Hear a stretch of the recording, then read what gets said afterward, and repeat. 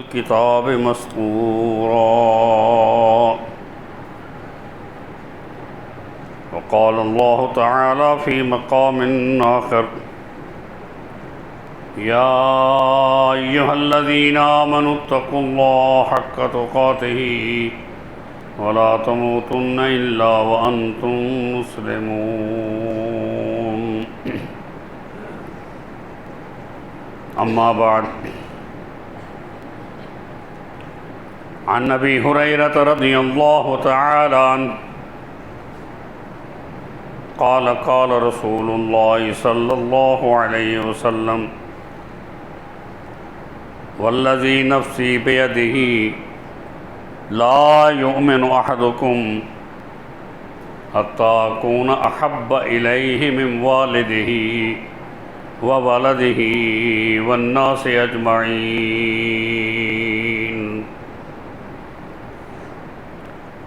رواہ البخاری.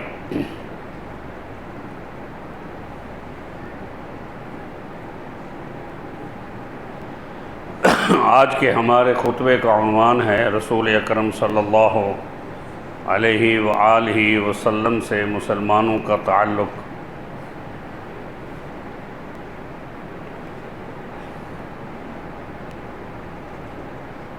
فرمایا اللہ تعالیٰ نے کہ یہ نبی زیادہ حق رکھنے والا ہے مؤمنین پر، ان کی جانوں سے، اور اس کی بیویاں ان کی مائیں ہیں، اور رشتہ دار ان کا بعض زیادہ حق رکھنے والا ہے بعض سے. اللہ کی کتاب میں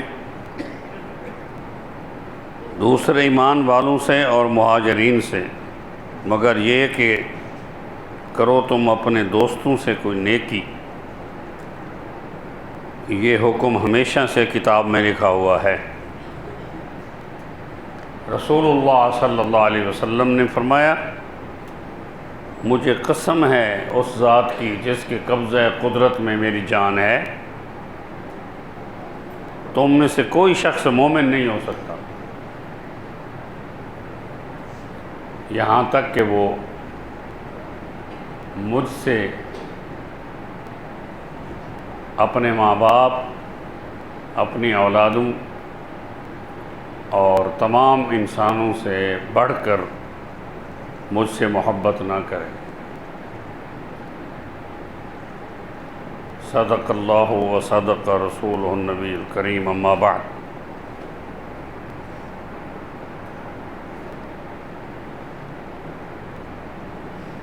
اللہ تعالیٰ نے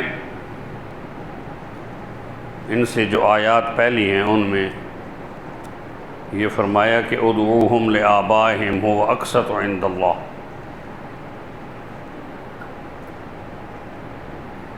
فإن لم تعلموا آباءهم وإخوانهم في الدين،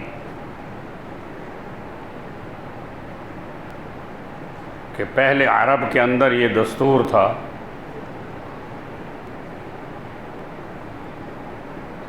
کہ جو بچے اڈاپٹ کیے جاتے تھے، بچپن سے پالے جاتے تھے، ان کا اپنے ماں باپ سے رشتہ توڑ کر اپنے ساتھ بنا لیا جاتا تھا. تو حضرت زید رضی اللہ تعالی عنہ حضور کے منہ بولے بیٹے تھے اور آپ کے غلام بھی تھے، تو لوگ ان کو زید بن محمد کہتے تھے. تو اللہ تعالیٰ نے یہ رشتہ توڑ دیا. فرمایا کہ جن کی اولاد ہے ان کو ان کے ماں باپ کا نام دیا جائے. اگر آپ ان کے ماں باپ کو نہیں جانتے تو وہ آپ کے بھائی ہیں اسلام میں.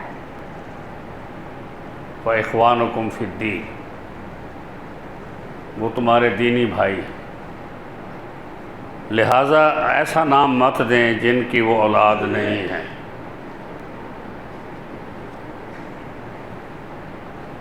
تو لوگوں نے یہ سمجھا کہ حضور صلی اللہ علیہ وسلم سے تعلق جب زید بن محمد کو زید بن حارثہ کا نام دیا گیا تو ہم سے کیا تعلق رہے گا حضور سے؟ تو اللہ تعالیٰ نے یہ فرمایا کہ رسول اکرم صلی اللہ علیہ وآلہ وسلم کا تعلق تمہاری جان سے بھی زیادہ قرب کا تعلق ہے۔ نہ وہ تعلق تمہارے باپ کا تمہارے ساتھ اتنا ہے، نہ تمہاری اولاد کا تمہارے ساتھ اتنا ہے، نہ ہی تمہارے کسی عزیزی قریب اور رشتہ دار کا تمہارے ساتھ تعلق ہے۔ ان سب سے بڑھ کر رسول اللہ صلی اللہ علیہ وآلہ وسلم کا آپ سے تعلق ہے۔ اس طرح کا تعلق نہیں ہے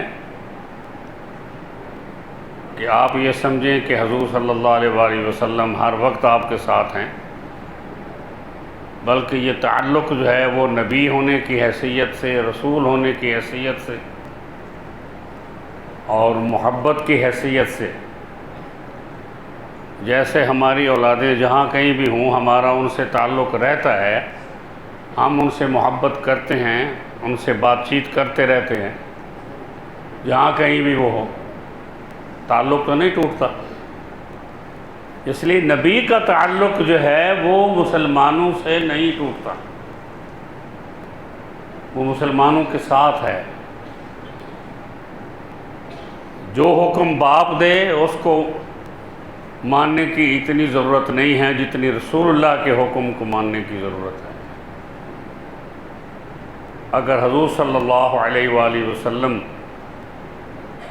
یہ حکم دیں کہ تم آگ میں کود جاؤ تو آپ کو آگ میں کودنا پڑے گا، یہی ایمان کی شرط ہے، یہی محبت کی شرط ہے، کیونکہ اللہ نے قرآن میں یہی فرمایا کہ اطیعوا اللہ واطیعوا الرسول، کہ تم اطاعت کرو اللہ کی اور اس کے رسول صلی اللہ علیہ وآلہ وسلم کی۔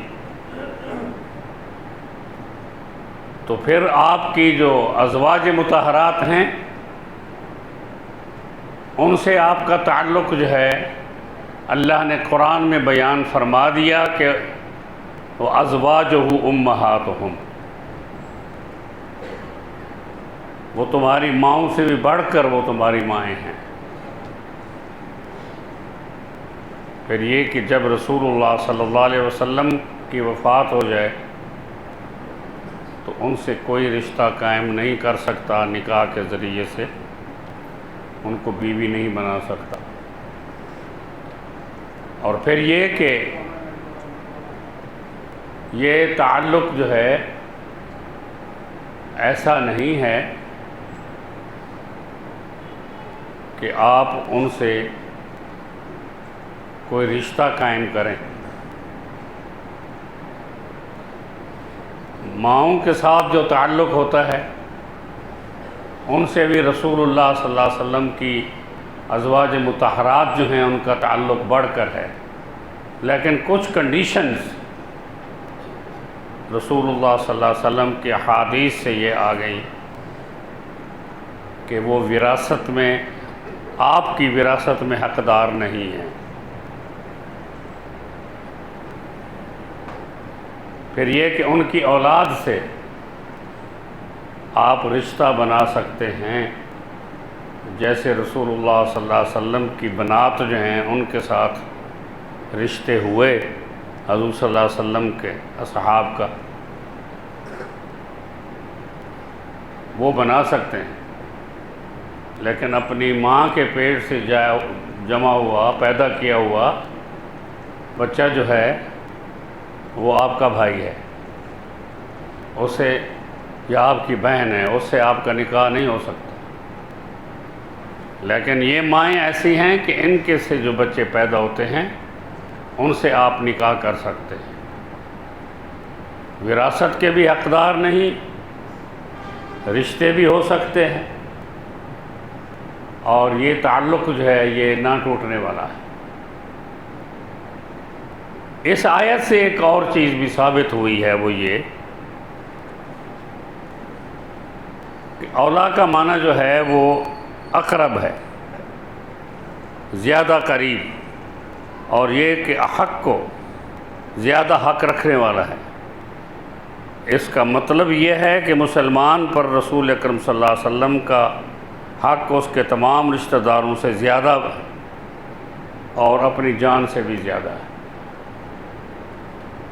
جیسا کہ رسول اللہ صلی اللہ علیہ وسلم نے فرمایا، جو آپ نے حدیث کا ترجمہ سنا کہ جی آپ کو میرے ساتھ محبت اپنی جان سے بھی بڑھ کر، اپنی اولاد سے بھی بڑھ کر، اپنے ماں باپ سے بھی بڑھ کر، تمام انسانوں سے بڑھ کر میرے ساتھ محبت نہیں ہوگی تو آپ کا ایمان مکمل نہیں ہے۔ پھر فرمایا کہ لا یؤمن احدکم حتی اکون، کہ تم میں سے کوئی شخص اس وقت تک مومن نہیں ہو سکتا کہ جب تک جو کچھ میں لایا ہوں اس کی وہ اطاعت نہ کرے۔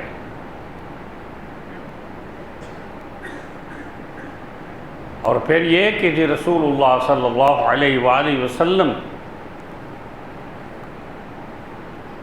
کے مقام اور مرتبے کو سامنے رکھتے ہوئے اللہ تعالیٰ نے یہ بیان کیا کہ النبی اولیٰ بالمؤمنین من انفسہم۔ یہ اس لیے کیا کہ آپ صلی اللہ علیہ وسلم نے مواخات کی مدینہ منورہ میں انصار اور مہاجرین کے درمیان، اور اس وقت یہ تھا کہ اگر کوئی انصاری بھائی فوت ہو جاتا تھا تو مہاجر بھائی کو اس سے رشتہ داری کی وجہ سے نہیں، بھائی ہونے کی وجہ سے، کیونکہ مواخات رسول اللہ صلی اللہ علیہ وسلم نے کی اس لیے ان کو وراثت دی جاتی تھی۔ اللہ تعالیٰ نے اس سے بھی منع فرما دیا کہ اب رشتے جو ہیں ان میں وہ تعلق بنا دو جو تعلق آپ کا ان سے ہے، یعنی آپ کی وفات کے بعد آپ کی جائیداد جو ہے وراثت میں آپ کی اولاد میں تقسیم ہوگی۔ اب کسی مہاجر کو جو اس کا بھائی ہے اس کو کوئی جائیداد نہیں دی جائے گی۔ پھر یہ تھا کہ اللہ تعالیٰ نے یہ حکم دیا کہ حضرت زید بن حارثہ جو طلاق دے چکے ہیں حضرت زینب کو رضی اللہ تعالیٰ عنہ کو، آپ ان سے نکاح کریں۔ اور یہ بہت بڑا مرحلہ تھا کہ سارے عرب میں شور مچ جانا تھا کہ حضور صلی اللہ علیہ وسلم نے اپنی بہو سے نکاح کر لیا ہے۔ اس لیے اللہ تعالیٰ نے قرآن مجید میں یہ حکم دے دیا کہ وہ آپ کا بیٹا نہیں ہے، لہٰذا آپ کو جو اللہ نے حکم دی ہے آپ اس کو امپلیمنٹ کریں۔ جب رسول اللہ صلی اللہ علیہ وسلم کے بارے میں یہ احکامات آ گئے تو پھر کسی کو بات کرنے کی اجازت نہ ملی کہ وہ حضرت زینب کو رسول اللہ صلی اللہ علیہ وسلم کی بہو قرار دے دیں، کیونکہ جب وہ بیٹا نہیں ہے تو منہ بولے بیٹے یا منہ بولے بیٹی جو ہے اس کا کوئی رشتہ کا تعلق کوئی نہیں ہوتا۔ اس لیے یہ حق ان کا ہے جو ان کے والدین۔ حضرت عمر رضی اللہ تعالیٰ عنہ نے آپ سے عرض کی کہ اللہ کے رسول لا والذی نفسی بیدی حتی اکون احب الیک من نفسک، کہ یا رسول اللہ مجھے ہر چیز سے بڑھ کر آپ سے محبت ہے، مگر میری جان مجھے عزیز ہے میری جان مجھے عزیز ہے۔ تو رسول اللہ صلی اللہ علیہ وسلم نے فرمایا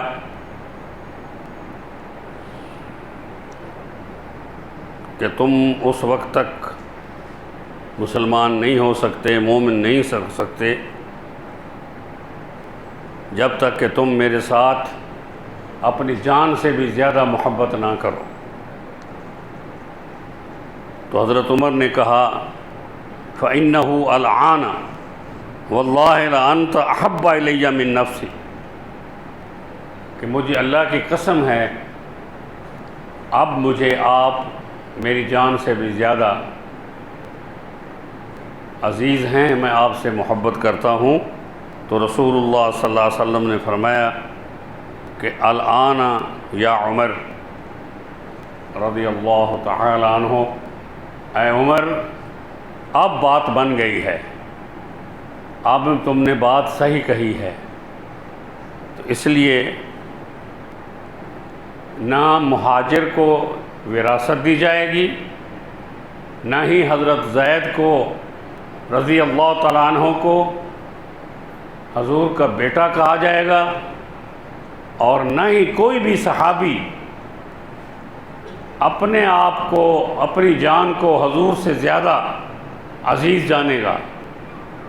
یہ نہیں ہو سکتا کہ وہ ایسا کرے، اگر وہ کرے گا تو اس کا ایمان نہیں رہے گا۔ اس لیے حضور صلی اللہ علیہ وسلم نے فرمایا کہ والذی نفسی بیدی حتی اکون احب الیک من نفسک، کہ اپنی جان سے بھی بڑھ کر تم میرے ساتھ محبت نہیں کرو گے۔ تو یہ محبت کا تقاضا جو ہے وہ کیا ہے؟ سب سے پہلا تقاضا یہ ہے کہ قل ان کنتم تحبون اللہ فاتبعونی یحببکم اللہ، کہ یہ محبت کا تقاضا ایمانی ہے، یہ رشتہ داری کا تعلق نہیں ہے، یہ رشتے سے بڑھ کر کا تعلق ہے کہ اگر تم یہ چاہتے ہو کہ تم سے اللہ محبت کرے تو پھر تم میری تابعداری کرو، اللہ تم سے محبت کرے گا۔ تو اللہ کی تابعداری حضور سے محبت ہے، حضور کی تابعداری حضور سے محبت ہے، کیونکہ جب آپ بات نہیں مانو گے، جب بات نہیں سنو گے، سمعنا و اطعنا نہیں کرو گے، تو پھر تمہارا تعلق جو ہے وہ نبی سے نہیں بنتا۔ نبی سے تعلق اس وقت بنے گا جب آپ رسول اللہ صلی اللہ علیہ وآلہ وسلم کی بات کو سنیں گے اور اس پر عمل کریں گے۔ اس لیے اللہ تبارک و تعالی نے یہ فرمایا کہ تم سورۃ الحجرات میں کہ جب لوگ یہ کہہ رہے تھے کہ جی آپ اس علاقے پر حملہ کر دیں جس نے زکوٰۃ دینے سے انکار کر دیا ہے، تو حضور صلی اللہ علیہ وآلہ وسلم اللہ کی وحی کا انتظار فرما رہے تھے۔ تو پھر اللہ تبارک و تعالی نے یہ فرمایا کہ وَاعْلَمُوا أَنَّ فِيكُمْ رَسُولَ اللَّهِ لَوْ يُطِيعُكُمْ فِي كَثِيرٍ مِّنَ الْأَمْرِ لَعَنِتُّمْ، کہ تم جان لو کہ تم میں اللہ کا رسول موجود ہے، اگر وہ بہت سی باتوں میں تمہاری بات ماننا شروع کر دے تو تم خود مشکل میں گھر جاؤ گے۔ وَلَٰكِنَّ اللَّهَ حَبَّبَ إِلَيْكُمُ الْإِيمَانَ، لیکن یہ ہے کہ اللہ نے تمہارے لیے ایمان کو پسند کیا ہے، محبت کی ہے۔ وَزَيَّنَهُ فِي قُلُوبِكُمْ، اور اس ایمان کو تمہارے دلوں میں مزین کر دیا ہے، سجا دیا ہے۔ وَكَرَّهَ إِلَيْكُمُ الْكُفْرَ وَالْفُسُوقَ وَالْعِصْيَانَ أُولَٰئِكَ هُمُ الرَّاشِدُونَ، اور اللہ نے ناپسند کیا ہے تمہارے لیے انکار کو، وَكَرَّهَ إِلَيْكُمُ الْكُفْرَ والفسوق، اور گناہ کو، کبیرہ گناہ کو، والعصیان، اور صغیرہ گناہوں کو، نافرمانیوں کو۔ تو جو لوگ ان تین چیزوں سے بری ہو جائیں گے، کفر سے، فسق سے، عصیان سے، یہی لوگ جو ہیں وہ ہدایت والے ہیں۔ فضلا من اللہ و نعمہ، اللہ کے فضل اور اس کی نعمت کی بدولت۔ اب جب رسول اللہ صلی اللہ علیہ وسلم نے اس معاملے کی چھان بین کے لیے ایک بھیجا قافلہ کہ جاؤ پتہ کرو معاملہ کیا ہے، تو پھر دونوں کے درمیان راستے میں ملاقات ہو گئی، تو بات واضح ہو گئی، جی آپ کا نمائندہ تو ہمارے پاس آیا ہی نہیں، ہم تو اس کے انتظار میں رہے تھے۔ ہم پھر سمجھے کہ حضور صلی اللہ علیہ وسلم نے اپنا اگر نمائندہ نہیں بھیجا تو ہم خود زکوٰۃ دینے کے لیے آ رہے ہیں۔ تو اس پر اللہ تبارک و تعالی نے مسلمانوں کو یہ سمجھایا، یہ حکم دیا کہ رسول اللہ صلی اللہ علیہ وسلم کو اپنے طریقے پر کام کرنے کی، چلانے کی ضرورت نہیں ہے، اللہ ان کو چلا رہا ہے، اللہ ان کو کام کی ذمہ داری دے رہا ہے۔ آپ کا کام یہ ہے کہ جو کچھ رسول اللہ صلی اللہ علیہ وسلم یہ فرمائیں آپ اس پر عمل کریں۔ صلح حدیبیہ میں رسول اللہ صلی اللہ علیہ وسلم جب معاہدہ فرما رہے تھے تو اس میں یہ تھا کہ اگر کوئی مسلمان غیر مسلم ہو کر مکے میں آ جائے گا تو ہم اس کو واپس نہیں کریں گے، اور اگر کوئی کافر مسلمان ہو کر آپ کے پاس آ جائے گا تو آپ اس کو واپس کر دیں گے۔ حضرت عمر حضرت ابوبکر کے پاس گئے رضی اللہ تعالیٰ عنہ کہ یہ کیا معاہدہ ہو رہا ہے، یہ بات کو سمجھیں۔ وَلَٰكِنَّ اللَّهَ حَبَّبَ إِلَيْكُمُ الْإِيمَانَ، تو حضرت ابوبکر صدیق رضی اللہ تعالیٰ عنہ نے حضرت عمر سے یہ فرمایا کہ هو رسول اللہ، وہ اللہ کے رسول ہیں، جو وہ معاہدہ کر رہے ہیں اللہ ان سے کرا رہا ہے، اس لیے تم خاموش ہو کر بیٹھ جاؤ، کسی قسم کے سوال و جواب کی تمہیں ضرورت نہیں ہے۔ تو اس لیے قرآن اور حضور صلی اللہ علیہ وسلم کی سنت اس بات کا تقاضا کرتے ہیں کہ اگر آپ کو حدیث مل گئی ہے، یہ آخری بات میں عرض کر رہا ہوں، اگر آپ کو حدیث مل گئی ہے تو اس کو تعویل کرنے کی ضرورت نہیں۔ اگر آپ کو حدیث مل گئی ہے تو کسی امام کی بات سننے کی ضرورت نہیں ہے، کسی امام کے پاس جانے کی ضرورت نہیں ہے۔ قرآن مل گیا، حدیث مل گئی، یہی دو چیزیں ہیں، ان پر عمل کرنے سے ہمارے ہاں جو تفرقے ہیں وہ بھی ختم ہو جائیں۔ صرف یہ نعرے لگانا کہ جی ہمیں حضور سے محبت ہے، یہ کوئی چیز نہیں ہے۔ نعرہ اصل یہ ہے کہ فاتبعونی، میرے تابعداری کرو۔